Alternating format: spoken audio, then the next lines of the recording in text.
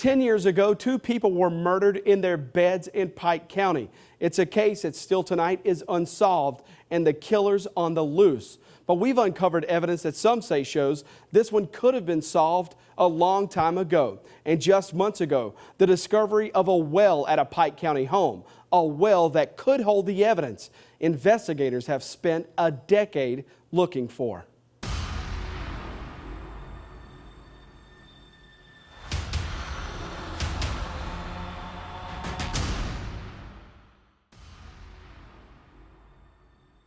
The call came into dispatchers December 9th, 2006. A Pike County mother found her daughter and soon-to-be son-in-law shot to death. Curt Francis and Jennifer Burgette were their names. But 10 years later, the case has gone cold. This well was covered up that deep. I dug for 2 to 3 days. Pretty well around the clock. Last summer, Paul Francis was knocking out a plumbing job for a friend here on Wynn Road. It's the last place his brother was before he was murdered in 2006. Paul's waited ever since for investigators to solve this case. Never did he think he might be the one to break it wide open. And it was buried underneath like 4 foot of rocks and dirt. And it was being hid. Nobody knew the well was there till we found him. So it was an accident and you found it? Yeah. Complete accident. Well, somebody wanted, the Lord, I mean, wanted us to find it, I reckon. We found it. The Francis family called the sheriff's office last July to report finding the well. The Pike County Sheriff's Office taped it off, then hired a plumber to run a camera down it. Investigators, Francis says, showed him the pictures of what they found down there. I seen the pictures later of it. Me and my mom looked like, I call it a saddle gun, a lever action, 18 shot, 30-06. That's what my brother was killed with, and his wife, his fiance, and a pistol. It's in that well right now. We're supposed to not say nothing about that, but I think something's time for it to be said. Francis says investigators searched the water around this home in the years after the murders. The searches, Francis says investigators told him, were to find the murder weapons. After a few years, the Hopper Road case was shelved, listed as a cold case by the Ohio Attorney General's office. A few months ago, we uncovered 10-year-old witness statements in a separate Pike County murder case, statements that appear to tell the whole story about what happened here on Hopper Road in December 2006. These are the 6 people whose names show up in the statements we found. Robin Howes owned the house with the well. She shared that home with her boyfriend, Kevin Hoskins Prater, and her son, James Howes. Corey Howes is Robin's youngest son. Corey and his girlfriend at the time, Eden Canterbury, gave investigators statements in a separate murder case. Eden wrote, Robin Howes ordered the hit that killed Curt Francis and Jenny Burgette.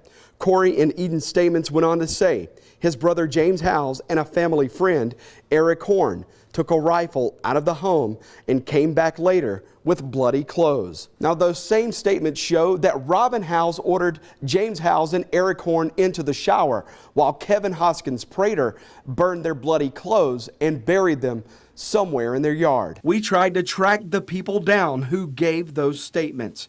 Corey Howes is in prison. So is his brother, James Howes. Neither agreed to interviews. We could not track Eden Canterbury down. And after several trips to Pike County, we found the new home Robin Howes and Kevin Hoskins Prater share in Piketon. Robin Howes' son, Corey Howes' girlfriend, told investigators in 2007 Robin Howes ordered the hit against Curt Francis. Corey Howes told investigators Jenny Burgette wasn't supposed to be home.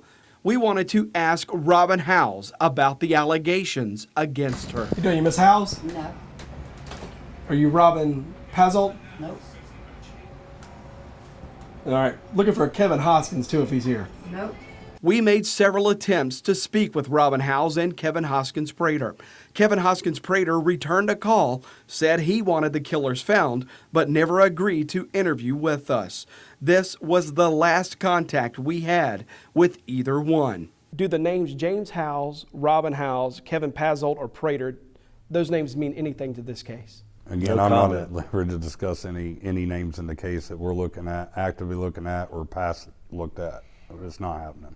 These are the 4 men working to solve Pike County's stack of unsolved murders. Investigator Brian Reeder told us the unit's giving the Hopper Road case another try. I can tell you with new technology, with DNA collection, touch DNA, and et cetera, we're in the process of returning some of the physical evidence that was originally collected, sending it off to have retested as well. Have you been able to develop any type of motive, profile of the suspects that you may be looking for in this case? No comment. But what about last summer when Paul Francis uncovered that well at the former Howell's home? There was a rifle and a handgun found in this well with burned clothing. Has that gotten you anywhere at this point? No comment. Have you guys been able to pull this out of that well at this time? No comment. No comment. We tracked down a man who claims to be a witness in the Hopper Road case. We found him at a state prison in Pickaway County. The question has to be asked, did you have anything to do with this double homicide? No. Eric Horn is one of the people accused in the Hopper Road statements. Horn's serving a life sentence in a separate murder case. He claims he was at the Howell's Wynn Road home the night of the murders, but left before Curt Francis left and was later murdered. Did you ever see Curt Francis again? No, I did not. In September 2008, nearly a year following the Hopper Road murders, Eric Horn was inside the Pike County Courthouse about to take a plea deal in a separate murder case. State prosecutors, Horn's case file shows, were negotiating a deal with Horn for information on the Hopper Road case. Horn says he wrote a statement then claiming Robin Howells ordered the hit against Curt Francis and Kevin Hoskins Prater and James Howells carried it out. Horn says James Howells admitted that to him a few months after the Hopper Road murders. What did James tell you? James was in the front yard chopping firewood, and he broke down and said, "Kevin done it. Kevin done it." And I said, "Kevin did what?" He said he broke down, started crying. It was Robin's doing. She's the one that basically made him do it. Eric Horn says days after giving prosecutors the information on the Hopper Road murders, he wrote this letter and sent it home to his mother for safekeeping. In it, he described what he told investigators. Why did you decide to write this letter and include these details in and send that home? Because if anything were to happen to me, there would at least be some type of record so that justice could be served. Horn says he told investigators about a lever-action rifle that was hanging in the Howells home, a rifle similar to the one Paul Francis says he saw in the pictures from inside this well. Now, a decade later, Horn says this well's proven what he told investigators nearly 10 years ago. You gave investigators this information almost a decade ago now, and there have been no arrests. This case is still considered a cold case by the Ohio Attorney General's office.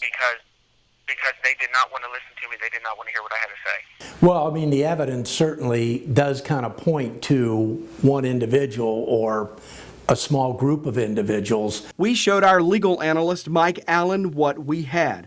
Allen is the former Hamilton County prosecutor. He told us having a witness turn on his own brother and mother could be the make or break moment in this investigation. When a family member rolls on another family member, that's strong stuff. What I know about the case from what you have told me and in looking at statements, I do believe that'd be enough to go to the grand jury. What do you want out of this? I want the murderer to pay for it. I want him to come brought to justice.